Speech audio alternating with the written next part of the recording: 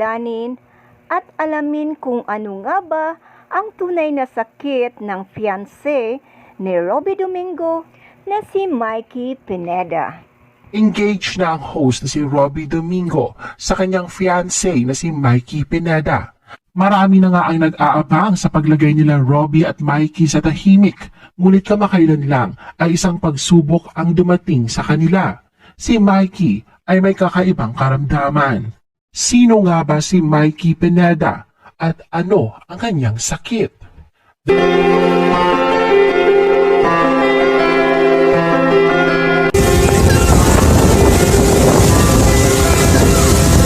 Si Mikey Pineda ay nagmula sa prominenteng angkan ng mga Tantoco.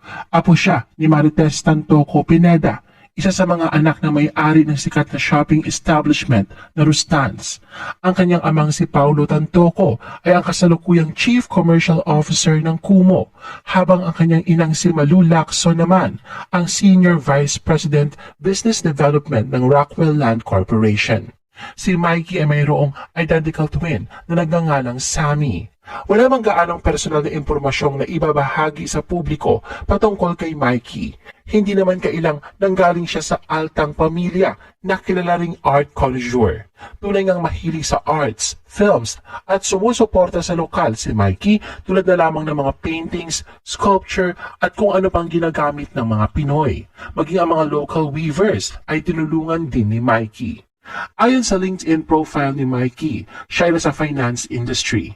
Nag-aral siya sa St. Pedro Poveda College mula 1994 hanggang 2008 at nagtapos naman ang kolehiyo taong 2012 sa Ateneo de Manila University sa kursong Bachelor of Science. Nakasaad din sa profile ni Mikey na mayroon siyang Certification in Contemporary Art and its Markets at Certification in Art Marketing, PR and Communications mula sa Sotheby's Institute of Art noong 2017.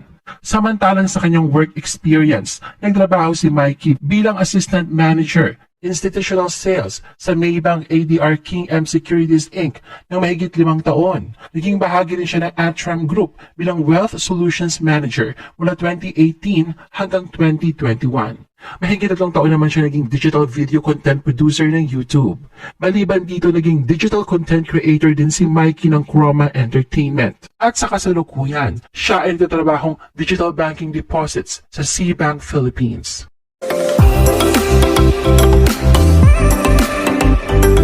Mikey and Robby's relationship. Bagamat wala sa mundo ng showbiz, hindi naman nakatakas sa pag-usapan ang pangalan ni Mikey magmula nang maugnay siya sa TV host na si Robby Domingo. Taong 2018, unang pumutok ang balitang nagdi-date ang dalawa nang sorpresang dumating sa set ng Mix si Mikey na may dalang cake para sa kaarawan ni Robby at pabirong pinahid niya ang icing sa mukha nito. Ganun pa man, sa kabila ng usap-usapang pagkakamabutihan ng dalawa, ay nanatiling tahimik pa rin ang mga ito na hindi na rin nakapagtataka pa, lalo pa at pribadong tao si Mikey. Ngunit pagsapit ng huling bahagi ng taong 2019, sinimula na ni Robby ang pagbabahagi ng mga larawan nila ni Mikey sa social media na tila ba hudyat sa pagsasapubliko ng kanilang relasyon. Dinala rin niya si Mikey bilang kanyang date sa Black Magic Halloween Party kung saan ay pinakilala niya ito sa kanyang Star Magic family. Ayon kay Robby, espesyal ang naturang gabi dahil kasama niya si Mikey at dahil pamilya niya ang Star Magic, gusto niya makilala rin ng mga ito ang isa sa most special na tao sa kanyang buhay. At sa isang interview noong 2020 kay Robby, nagbigay detalye siya sa kung paano nagsimula ang pag-iibigan nila ni Mikey. Kwento niya na unexpected ang nangyari dahil noong panahon na yon ay hindi naman daw niya hinahanap. Bigla lang itong dumating. Pareho sila ni Mikey na Atenista at batchmate sila sa Ateneo de Manila University. Taon-taon din daw nakikita ni Robby si Mikey na kasama ang boyfriend nito. Hanggang sa muli silang nagkita sa isang annual Christmas gathering. At sa pagkakataong yon, hindi kasama ni Mikey ang kanyang boyfriend, kaya nagtanong si Robby tungkol sa estado ng relasyon nito. Dito na nga niya nalaman na single na ito. Ganun pa man, sa kabila ng kaalamang ito, ayon kay Robby, na mga sandaling yon, hindi tumakbo sa isip niya ang intensyon na pwede niya itong ligawan. Dahil sariwa pa noon ang breakup ni Robby kay Gretchen Ho, naisip daw niya kung naranasan ni Mikey ang roller coaster ride na naranasan niya. gaya ng gabi-gabing pagpunta sa bar. Dito na nga niyaya ni Robbie si Mikey sa isang bar at ang pinagtapusan nga nito ay ang nag-usap sila mula gabi hanggang madaling araw na parang magkaibigan. Mula raw noon ay naging madalas na ang kanilang kwentuhan at oras sa isa't isa. Pinatunayan ni na Mikey at Robbie na magkaiba man ang mundong kanilang ginagalawan ay hindi naman naging hadlang ito upang maging malapit sa isa't isa at makabuo ng matibay na samahan. Bagamat hindi tinukoy ni Robbie kung kailan naging opisyal ang kanilang relasyon, sinabi niyang 2017 was like the worst and best year of my life until I met Mikey.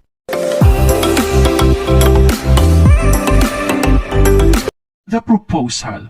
Sa lumipas sa taong relasyon nila Mikey at Robbie, ay kapansin-pansin niya ang tila pagiging pribado ng mga ito. Gayunpaman, mababakas pa din ang pagmamahal nila sa isa't isa. Minsang naibahagi ni Robbie na may pagkamahiyain si Mikey at ilan sa mga katangiang labis niyang hinangaan rito ay ang pagiging independent at kakaiba. Inilarawan din ni Robbie si Mikey na napaka-graceful and yet full of substance. Boses pa lang daw nito ay musika na sa kanyang tenga. Si Mikey rin daw ang nagsilbing inspirasyon niya para magkaroon ng kahulugan ang kanyang buhay. Dagdag niya pa na ang pinakamasarap na pakiramdam ay kapag kasama niya ang sinisinta, na anya lahat ay totoo at lahat ng pangarap niya parang natupad sa kanya. Naging bukas din si Robbie sa pagsasabing nakikita niya ang kanyang future with bigger family kasama si Mikey.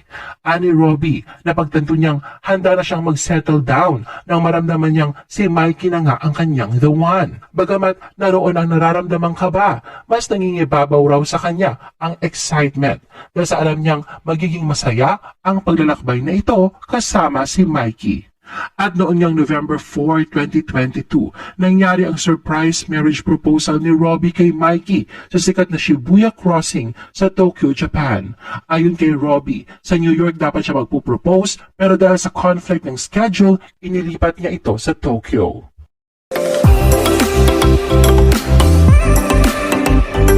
A lifetime with each other.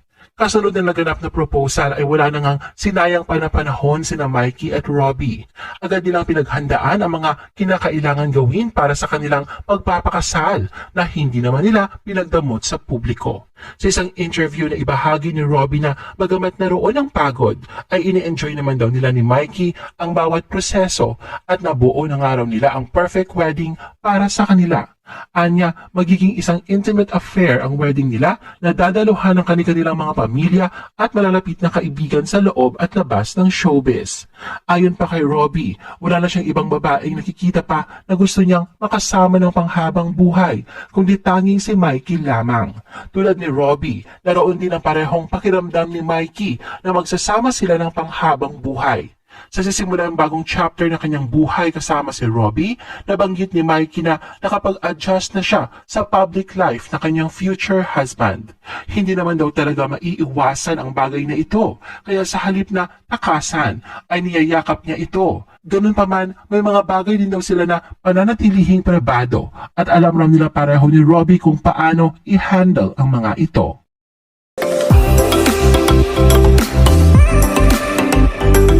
Mikey was diagnosed with rare autoimmune disease.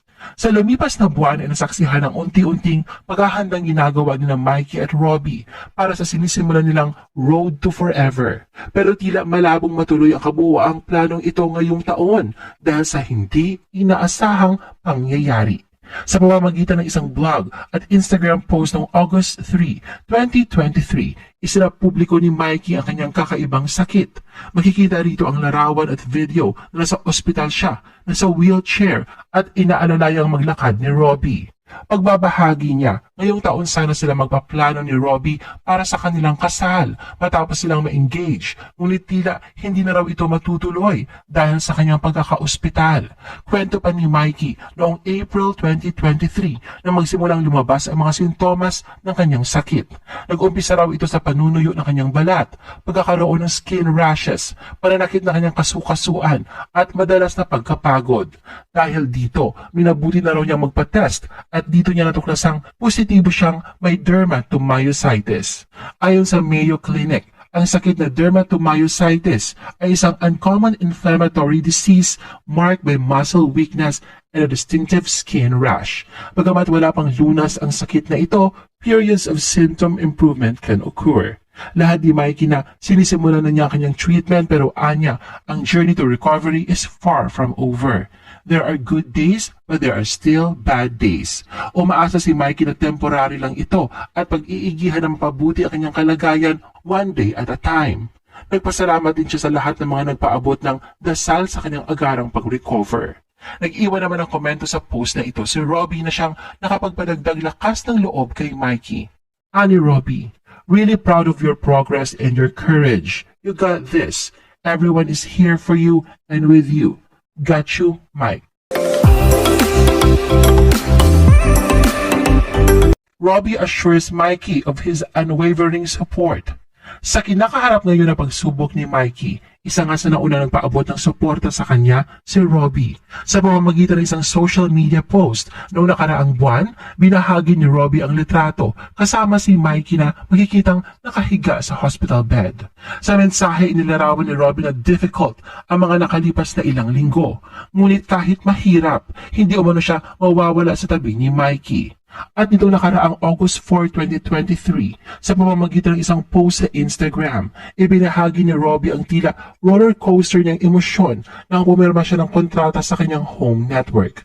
Kalakip pa nito ang mga kuha niyang mga litrato sa naganap na contract signing. Nagpadagdag pa sa bugso ng kanyang emosyon ang pinagdaraanan ni Mikey na kasalukuyang nasa ospital. Hindi rin nakaligta ang pasalamatan ni Robbie ang ABS-CBN sa pagbibigay tiwala sa kanya maging ang kanyang fiancé. Sa mensahe, sinigurado ni Robbie na anuman ang mangyari, si Mikey pa din ang kanyang pipiliin at nag-iisang babaeng ihaharap sa altar.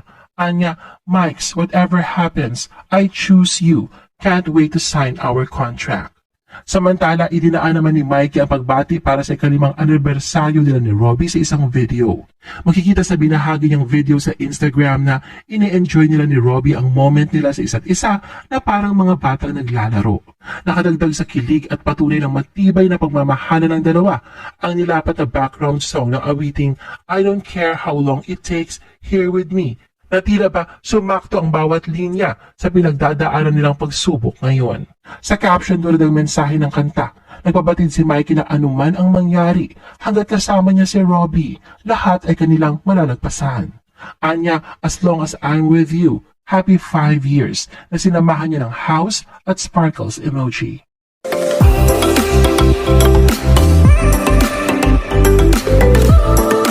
Thank you for watching and please don't forget to subscribe.